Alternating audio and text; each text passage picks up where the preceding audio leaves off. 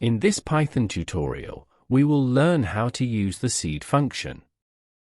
To support us, you can subscribe to the YouTube channel and like the video.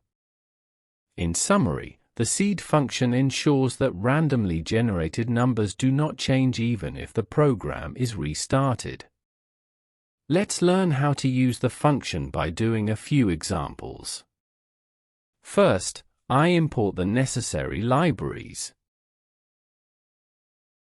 Let's learn how the functions work using random, randint and sample functions. I will generate a number between 0 and 1 using the random function. When the program runs, a different number between 0 and 1 will be generated each time. Now I will generate a random number using the randint function.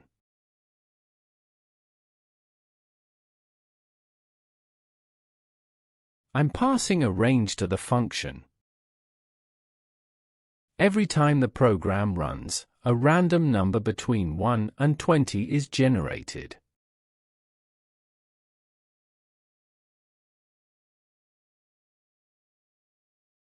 Now I will create a random number using the sample function.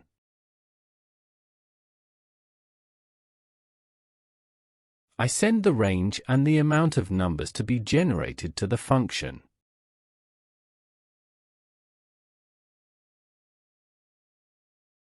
Each time the program runs, 5 random numbers between 0 and 100 are generated. We often use these functions to generate random numbers. But sometimes we want to generate a random number and have the same number occur every time the program runs. In this case, we use the seed function. Notice that when the seed value remains the same, the generated random numbers remain the same. When we change the seed value, the randomly generated numbers change.